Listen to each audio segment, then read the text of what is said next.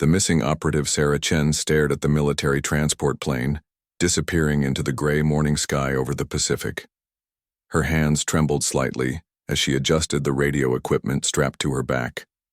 At 26, she was one of the youngest intelligence officers ever sent behind enemy lines during the Korean War. The year was 1952, and the conflict had been raging for 2 brutal years with no clear end in sight. Her mission was supposed to be simple: infiltrate the North Korean communications network, gather intelligence on troop movements, and report back within 72 hours. Sarah had trained for months at a secret facility in Japan, learning Korean dialects, memorizing enemy uniforms, and practicing with the latest radio technology. She spoke fluent Mandarin from her childhood in San Francisco's Chinatown, which would help her blend in among Chinese volunteers fighting alongside North Korean forces. The plane had dropped her, 20 miles north of the 38th parallel, deep in enemy territory. Sarah quickly buried her parachute and began the long trek toward the suspected enemy command post. Intelligence reports suggested that a major offensive was being planned, but Allied forces needed concrete details about timing and troop strength as dawn broke. Sarah reached the outskirts of a small village where smoke was still rising from recent bombing raids. She could hear the distant rumble of artillery and the occasional crack of sniper fire. The war had turned this once peaceful farming community into a wasteland of destroyed homes and abandoned fields. Sarah changed into civilian clothes she had carried in her pack, a worn cotton dress and threadbare coat that would make her look like a refugee. She smeared dirt on her face and hands, then practiced the limping walk she had perfected during training. To anyone watching, she would appear to be just another displaced person searching for shelter. The first challenge came sooner than expected. A North Korean patrol spotted her walking along a muddy road and shouted for her to stop. Sarah's heart pounded as 3 soldiers approached, their rifles ready. She forced herself to appear frightened but not suspicious, speaking in broken Korean about looking for her missing brother. The youngest soldier seemed sympathetic, offering her a drink of water from his canteen, but the patrol leader was more suspicious, asking detailed questions about where she had come from and where she was going. Sarah stuck to her rehearsed story about fleeing south from Chinese bombing raids, mixing enough truth with fiction to make it believable. After what felt like hours but was probably only minutes, the patrol let her go. Sarah continued walking, but she could feel eyes watching her from hidden positions along the road.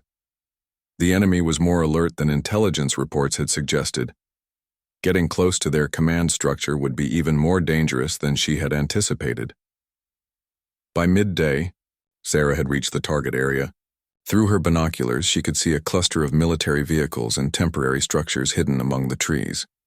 Radio antennas jutted up from camouflaged positions, confirming this was indeed a major communications hub. Soldiers moved with the urgency that suggested something big was being planned. Sarah found an abandoned farmhouse about half a mile away that offered good sightlines to the enemy position. She set up her radio equipment in the cellar, carefully extending the antenna wire through a crack in the foundation. Her first scheduled check-in with headquarters was still 6 hours away, but she wanted to be ready. As evening approached, Sarah began intercepting radio transmissions from the enemy position. Most were routine supply requests and status reports, but gradually she began to piece together something much more significant. Code names for major unit commanders kept appearing in the messages. References to the final push and decisive action suggested the long-rumored major offensive was imminent. Then disaster struck. Sarah was adjusting her antenna when she heard vehicles approaching the farmhouse. Through a crack in the cellar wall, she watched as enemy soldiers surrounded the building. Someone must have reported seeing movement in the abandoned structure. Sarah quickly destroyed her notes and began transmitting an emergency message to headquarters, hoping they would pick up her signal despite the early timing. But before she could finish, boots thundered across the floor above her head. Voices shouted in Korean as soldiers searched the house room by room. The cellar door burst open just as Sarah completed her transmission. Enemy soldiers poured down, the wooden steps, flashlights cutting through the darkness. Sarah raised her hands in surrender, but one of the soldiers struck her with his rifle butt. Pain exploded across her skull as she collapsed to the dirt floor. When Sarah regained consciousness hours later, she was in a military truck bouncing along a rough mountain road. Her hands were tied behind her back, and her radio equipment was gone. Through the canvas covering, she could see stars beginning to appear in the dark sky. She had no idea where they were taking her, but she knew her mission was over before it had really begun. Back at Allied headquarters, Sarah's handler waited by the radio for her scheduled check-in. When no signal came, he tried reaching her on the emergency frequency. Static filled the airwaves. By dawn, when there was still no contact, Command made the difficult decision that every intelligence officer dreaded. Sarah Chen was officially classified as missing in action, her fate unknown, and her mission considered a failure. Behind enemy lines, the prison camp was worse than anything Sarah had imagined during her training.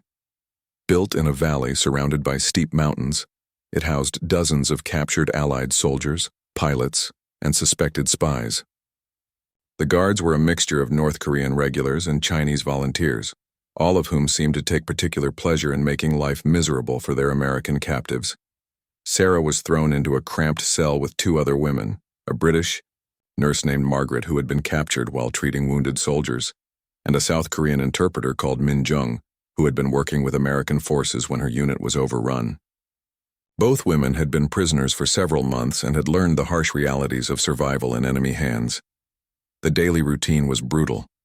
Prisoners were awakened before dawn for hours of political indoctrination, forced to sit through lectures about the evils of capitalism and American imperialism. Those who showed any resistance faced solitary confinement or reduced food rations. Sarah quickly learned to keep her head down and appear to listen, while actually memorizing details about guard schedules and camp layout. During her third week in captivity, Sarah was called for her first serious interrogation. The camp commandant, a stern-faced Chinese officer named Colonel Wang, had her brought to his office in the administration building. The room was spartanly furnished with only a desk, 2 chairs, and propaganda posters covering the walls. Colonel Wang spoke excellent English and seemed to know more about Sarah than she was comfortable with. He knew her real name, her military rank, and even details about her family back in San Francisco. Someone in the intelligence network had clearly been compromised, or the enemy's counterintelligence was far better than Allied forces had realized. Theor. Interrogation lasted for hours. Colonel Wang alternated between friendly conversation and harsh questioning, trying to get Sarah to reveal details about her mission and Allied intelligence operations. Sarah stuck to her cover story about being a civilian refugee who had been in the wrong place at the wrong time, but she could tell the colonel wasn't convinced. What surprised Sarah most was Colonel Wang's obvious intelligence and education. He spoke about philosophy, literature, and world politics with the sophistication of a university professor. This wasn't the crude enemy propaganda had painted. Sarah realized that underestimating their captors could be a fatal mistake. As weeks turned into months, Sarah began to notice patterns in the camp routine that others had missed. Guard shifts changed at predictable times. Supply trucks arrived on specific days. Radio communications seemed to increase during certain hours. She started to map out the camp's security weaknesses and communication patterns, information that could prove valuable if she ever found a way to escape. The breakthrough came from an unexpected source. Min Jung, the South Korean interpreter, had been pretending to collaborate with the guards while secretly gathering information. She had convinced them that she was willing to translate propaganda materials in exchange for better treatment. This gave her access to administrative areas of the camp where she could observe enemy communications. One evening, as the 3 women huddled together for warmth in their cell, Min Jung whispered urgent news. She had overheard radio communications about a massive troop buildup near the front lines. The long-anticipated enemy offensive was finally being organized, with over 200,000 soldiers being moved into position for what commanders called the final victory push. Sarah's pulse quickened. This was exactly the kind of intelligence that Allied forces desperately needed. But how could they get the information out when they were trapped behind miles of enemy territory with no way to communicate with their own forces? Margaret, the British nurse, had an idea that seemed crazy enough to work. Medical supplies were regularly delivered to the camp by Red Cross vehicles, that were allowed to cross battle lines under international agreements. The trucks were inspected, but not as thoroughly as military vehicles. If they could somehow get a message into one of those supply shipments, it might reach Allied territory. The plan required enormous risks. Sarah would have to get close enough to a Red Cross truck to hide a message without being seen by guards. The message itself would need to be written in a code that Allied intelligence would recognize, but that wouldn't immediately give away their location if it was discovered by enemy forces. Sarah spent days memorizing the intelligence Min Jung had gathered, encoding it using a cipher she had learned during training. She wrote the coded message on a small piece of cloth torn from her uniform, using ink made from crushed berries and charcoal. The message contained details about troop positions, timing of the planned offensive, and strategic objectives that could save thousands of Allied lives. The opportunity came during a routine medical inspection. A Red Cross truck had arrived with supplies for prisoners who had been injured during recent bombing raids. Sarah volunteered to help carry medical supplies, hoping to get close enough to the vehicle to hide her message. As she loaded boxes of bandages and medicine, Sarah spotted her chance. The truck driver had stepped away to argue with camp guards about inspection procedures. Sarah quickly stuffed her coded message deep into a medical supply box that was clearly marked for delivery to Allied field hospitals. But as she stepped back from the truck, Sarah noticed Colonel Wang watching her from across the courtyard. His expression was unreadable, but something in his eyes suggested he had seen her actions. Sarah's heart raced as she tried to act normally, but she knew her secret mission might have been discovered. That night, Sarah lay awake in her cell, wondering if her message would reach Allied intelligence before Colonel Wang could stop the Red Cross truck. She had taken an enormous gamble that could save countless lives or result in her execution as a spy. Either way, she had finally found a way to fight back against the enemy, even from behind prison walls. The underground network Sarah's worst fears seemed to be coming true when guards arrived at her cell before dawn the next morning. They dragged her from her sleeping mat without explanation, while Margaret and Min Jung watched in helpless silence. Sarah expected to be taken directly to Colonel Wang's office for interrogation, but instead the guards led her to a different part of the camp she had never seen before. The building was older than the main prison blocks, constructed of stone and heavy timber that suggested it had been built long before the war. Sarah was pushed into a room that contained only a wooden table and chair. For hours, she sat alone, her mind racing through possible scenarios. Had Colonel Wang discovered her message? Was this where they brought prisoners before execution? When the door finally opened, it wasn't Colonel Wang who entered, but a man Sarah didn't recognize. He was tall and thin, wearing the uniform of a North Korean officer, but something about his manner seemed different from the other guards. He spoke to her in perfect English, without the harsh accent she had grown accustomed to hearing. The officer introduced himself as Lieutenant Park, and what he told Sarah changed everything she thought she knew about her situation. Park was actually a South Korean intelligence agent who had been operating undercover in the North Korean military for over 2 years. He had been monitoring the prison camp, waiting for an opportunity to make contact with captured Allied operatives.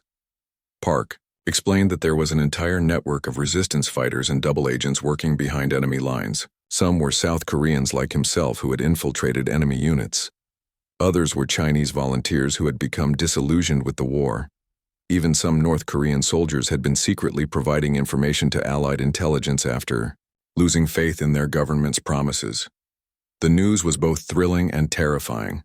Sarah realized she wasn't as alone as she had believed, but she also understood that discovery of this network would mean death for everyone involved. Park's presence in the camp meant that her coded message had likely reached its intended destination, but it also meant that the underground network was taking enormous risks to maintain contact with Allied forces. Park brought devastating news about the war's progress. The enemy offensive that Min Jung had overheard was even larger than they had realized. Nearly 500,000 troops were being assembled for a coordinated attack that would stretch across the entire front line. Chinese commanders believed this. Massive assault would finally break Allied resistance and end the war in their favor. but Sarah's intelligence had provided Allied forces with crucial advance warning. Military planners were rapidly repositioning troops and resources to meet the coming attack. Artillery positions were being reinforced, air support was being concentrated in key areas, and reserve units were being moved into strategic positions. The enemy's element of surprise had been eliminated. Park revealed that the underground network had been gathering additional intelligence to support the information Sarah had provided. Resistance fighters had been monitoring troop movements along mountain roads, counting vehicles and identifying unit insignia. Sympathetic civilians had reported on supply depot locations and ammunition storage sites. Double agents within enemy headquarters had provided details about command structures and communication protocols.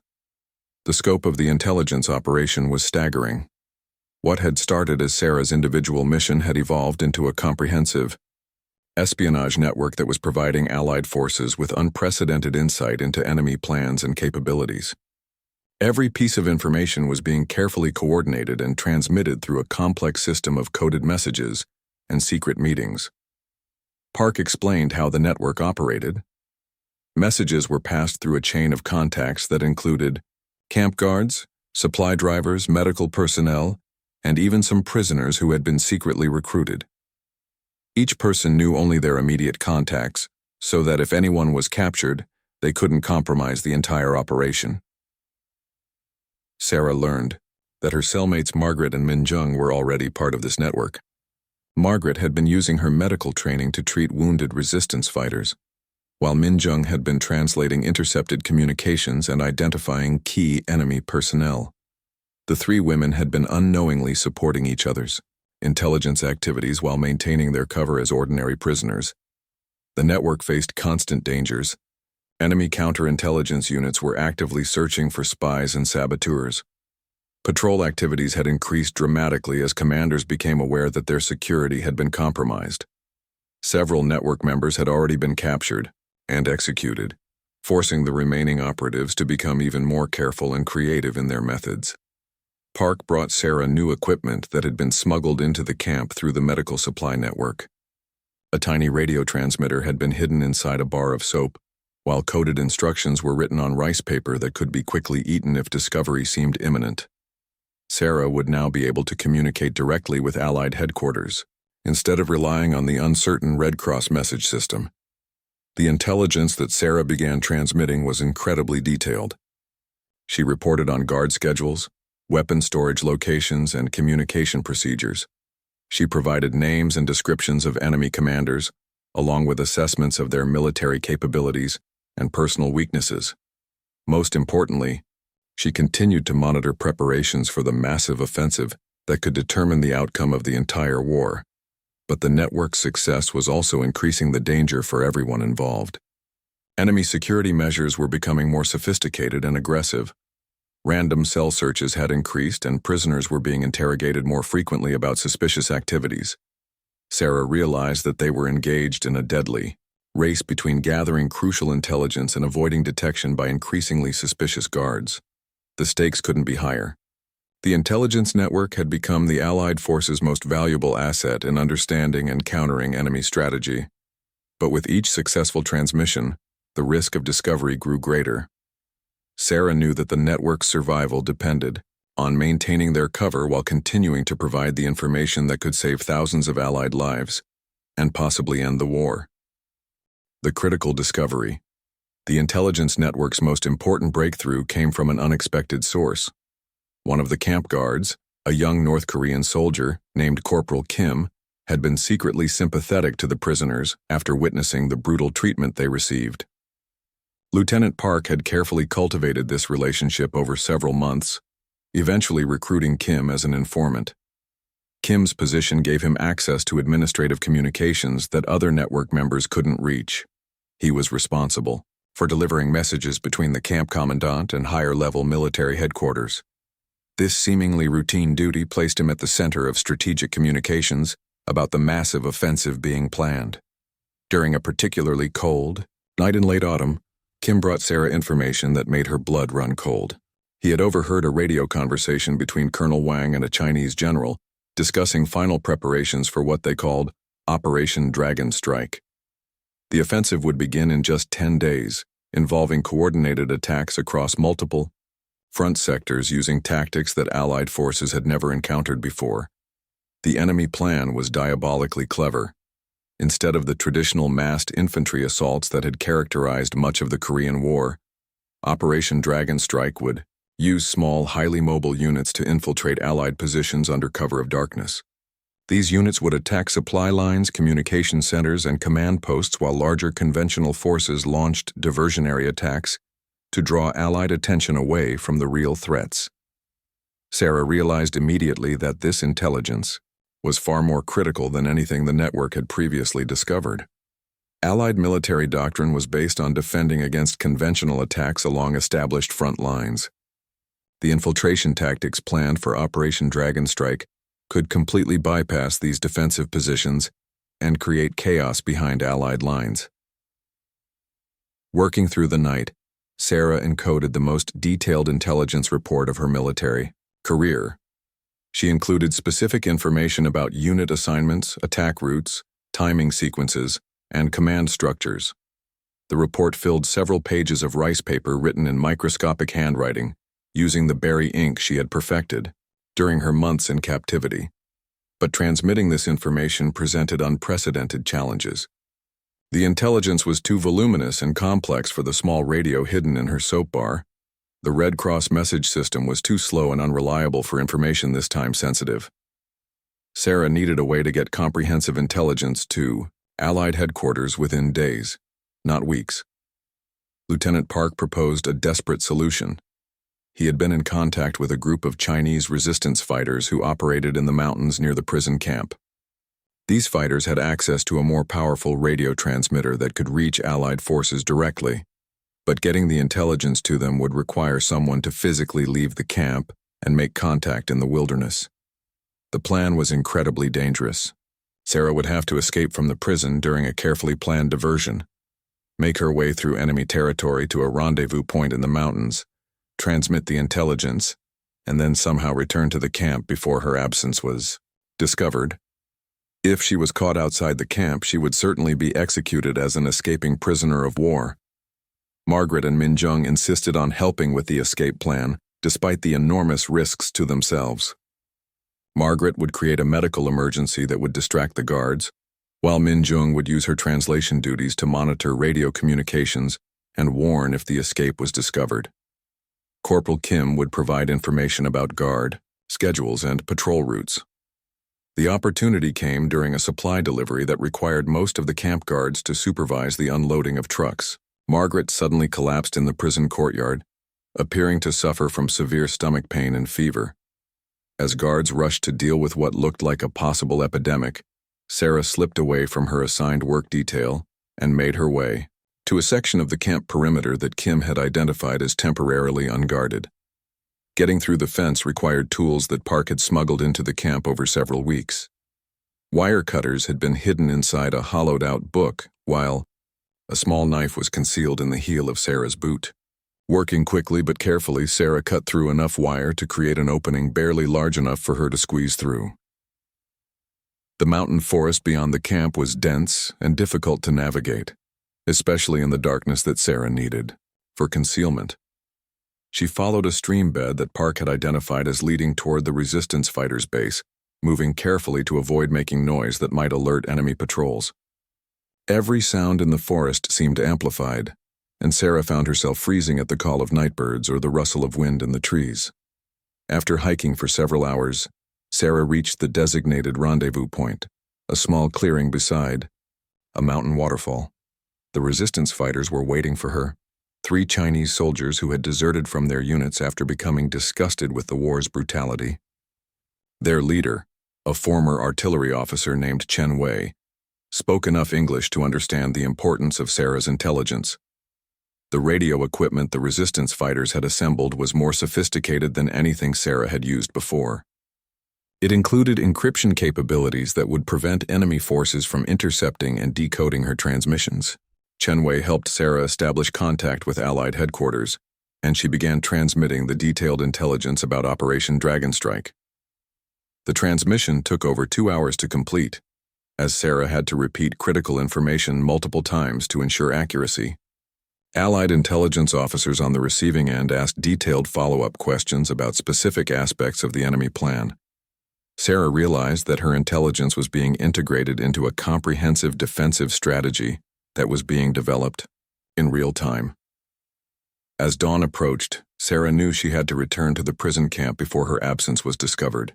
The journey back was even more dangerous than the escape, as increasing daylight made concealment more difficult. She could hear enemy patrols searching the forest, their voices calling to each other as they spread out to cover more territory. Sarah reached the camp perimeter just as the morning prisoner count was beginning. Margaret's medical crisis had ended, but Min Jung had convinced the guards that Sarah was suffering from similar symptoms and was too ill to leave her cell. Sarah squeezed back through the hole in the fence and made her way to the prison block, just as guards were beginning their rounds. The mission had been a complete success. Sarah had transmitted the most comprehensive intelligence about enemy plans that Allied forces had received during the entire war. But as she collapsed exhaustedly onto her sleeping mat, she knew that the real test would come when Operation Dragon Strike began, and the world would learn whether her intelligence could help Allied forces turn the tide of the conflict. The battle that changed everything. The transformation in Allied military preparations was immediate and dramatic. Within hours of receiving Sarah's intelligence about Operation Dragon Strike, commanders across the Korean peninsula began implementing defensive strategies specifically designed to counter the enemy's infiltration tactics. Troops were repositioned, communication protocols were changed, and special anti-infiltration units were deployed to protect vulnerable supply lines and command centers. Sarah could observe some of these changes from within the prison camp. Enemy radio communications became more frantic as commanders discovered that their supposedly secret attack routes had been compromised. Supply convoys that had previously moved openly along mountain roads now traveled only at night with heavy security escorts. Most telling of all, Colonel Wang's demeanor became increasingly tense as reports arrived from his superiors demanding explanations for security breaches. The underground network continued gathering intelligence as Operation Dragon Strike's launch date approached. Corporal Kim reported that Chinese generals were expressing growing concern about the mission's chances of success. Some commanders were arguing for postponing the offensive until security could be restored, while others insisted that too much preparation had been invested to delay the attack. Lieutenant Park brought disturbing news from his contacts within the enemy military hierarchy. Counterintelligence units had identified the existence of an organized spy network operating behind their lines, though they hadn't yet discovered its specific members or methods. Random interrogations of prisoners and guards had intensified, and several resistance fighters in other areas had been captured and executed. Despite the increasing danger, Sarah made the difficult decision to continue transmitting intelligence until Operation Dragon Strike actually began. Her reports provided Allied forces with real-time updates about enemy preparations, allowing military planners to make final adjustments to their defensive strategies. Every piece of information could potentially save lives when the battle finally started. The offensive began on a foggy morning in early December 1952. Sarah was awakened by the sound of distant artillery fire that gradually intensified throughout the day.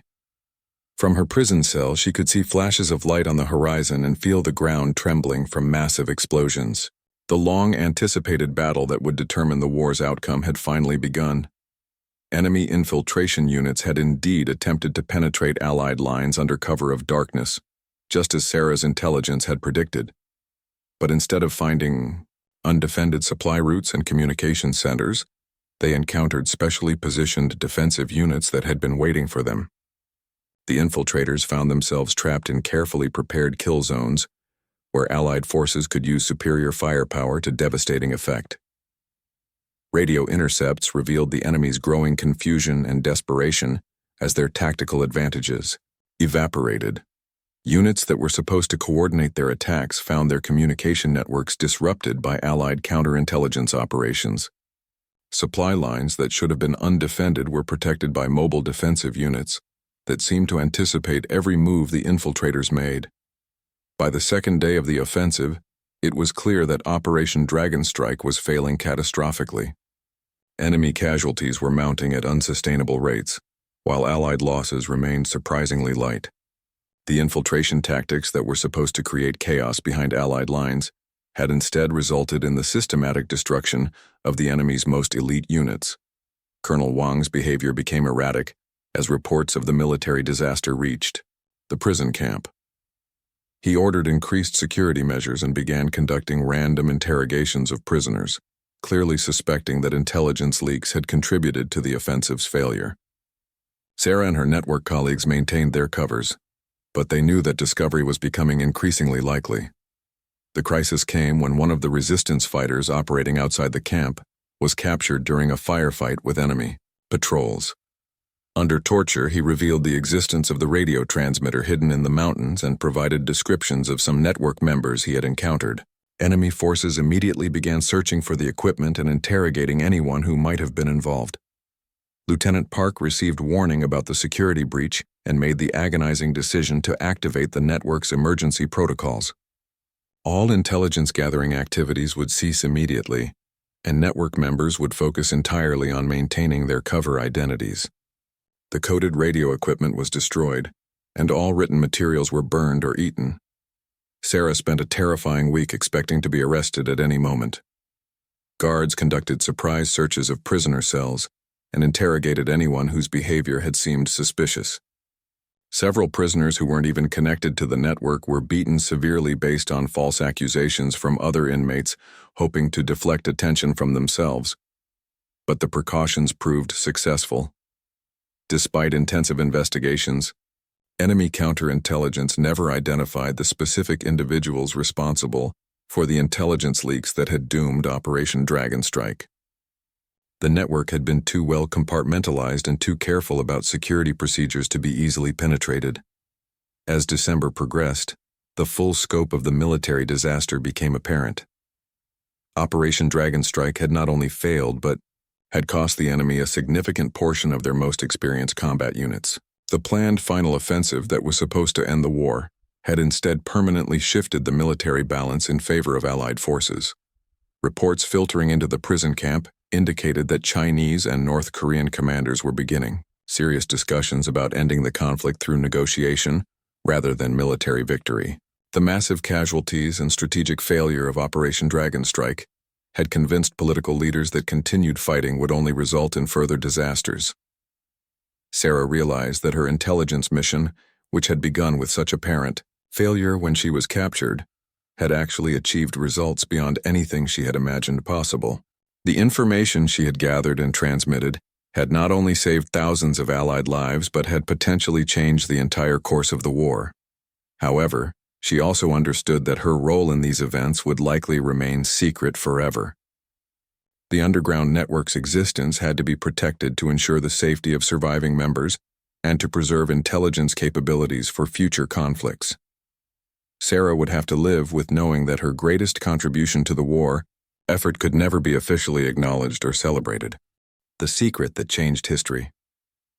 The Korean War armistice was signed on July 27, 1953, bringing an end to 3 years of devastating conflict.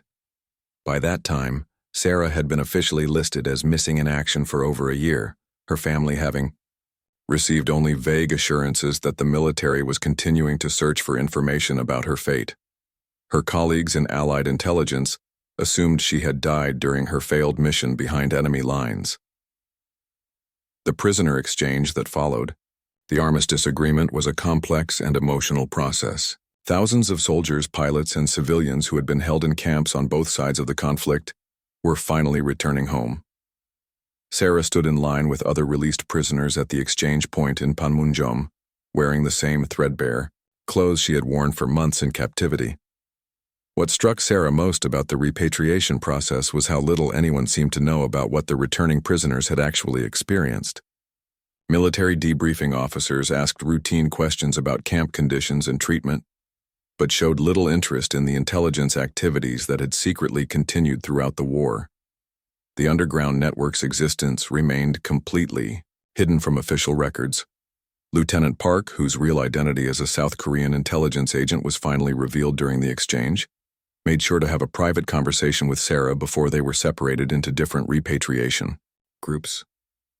He confirmed that the intelligence she had provided about Operation Dragon Strike had been instrumental in the Allied forces' defensive success and the enemy's subsequent decision to seek a negotiated end to the conflict. Park also revealed information that put Sarah's mission into broader historical perspective.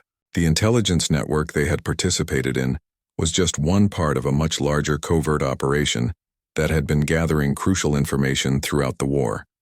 Similar networks had been operating in other parts of Korea, China, and even within enemy headquarters in Beijing and Pyongyang. The scope of these intelligence operations was staggering. Hundreds of agents, double agents, resistance fighters, and sympathetic civilians had been providing information that shaped military strategy and political decision-making throughout the conflict. Many had paid for their activities with their lives, while others would carry the secrets of their contributions for decades. Sarah's return to the United States was bittersweet. Her family was overjoyed to have her back alive, but she couldn't explain to them what she had actually accomplished during her time behind enemy lines. Military censors had classified all information about intelligence operations, and Sarah was required to sign agreements, promising never to discuss her real activities during the war. The official record of Sarah's military service remained frustratingly incomplete. Her personnel file showed only that she had been captured during a routine reconnaissance mission and had spent nearly 2 years as a prisoner of war before being repatriated. There was no mention of intelligence gathering, radio transmissions, or the underground network that had provided crucial information about enemy operations. Sarah struggled with the psychological challenges of readjusting to civilian life while carrying the weight of secrets that could never be shared. She had nightmares about the prison camp and anxiety attacks when she heard aircraft overhead. But she also felt a deep sense of pride in what she had accomplished, even though that pride had to remain private. In the decades that followed, Sarah built a successful career as a translator and language instructor, using the skills she had developed during her military service. She married, raised children, and became a respected member of her community. But she never forgot the underground network and the role it had played in ending the Korean War. Occasionally, Sarah would receive cryptic messages or unexpected visits from former colleagues in military intelligence. These contacts confirmed that the intelligence operations she had participated in were still classified at the highest levels of government. Some former network members had gone on to careers in the CIA or other intelligence agencies, while others had returned to civilian life with their wartime activities remaining forever secret. The true impact of the intelligence network's activities became clearer as historians began studying the Korean War with access to previously classified documents. Military analysts confirmed that the failure of Operation Dragon Strike had been a turning point in the conflict, convincing enemy commanders that they could not achieve military victory and should pursue negotiated settlement instead. What remained, hidden from historical records, was the role that Sarah and her colleagues had played in providing the intelligence that made the defense against Operation Dragon Strike possible. Their contributions were mentioned only in heavily redacted, classified reports that would remain sealed for decades. Official military histories credited the success to superior Allied strategy and firepower, with no reference to the espionage network that had made the defense possible. Sarah lived to see the declassification of some Korean War intelligence documents in the 1990s, but the most sensitive materials about behind-the-lines operations remained classified. She occasionally gave talks to veterans groups about her experiences as a prisoner of war, but never mentioned the intelligence activities that had been the real purpose of her mission. When Sarah passed away in 2003, 50 years after the end of the Korean War, her obituary described her as a decorated veteran who had survived nearly 2 years as a prisoner of war. Family members and friends who attended her funeral had no idea that the quiet woman they had known had actually been responsible for intelligence that had helped end one of the 20th century's major conflicts. The full story of Sarah's contributions to ending the Korean War remains classified in government archives. Her name appears on no official list of intelligence heroes, and her role in the underground network that provided crucial strategic information is documented only in files that may never be released to the public. But her secret mission behind enemy lines had accomplished something that few intelligence officers in history could claim. She had gathered information that directly contributed to ending a war and saving thousands of lives. Sarah Chen's story represents the countless unsung heroes whose contributions to history remain hidden in classified files and personal memories. Her courage, intelligence, and dedication had changed the course of a major international conflict, but her greatest achievement would forever remain a secret known only to a few survivors of the underground network that had operated in the shadows of the Korean War.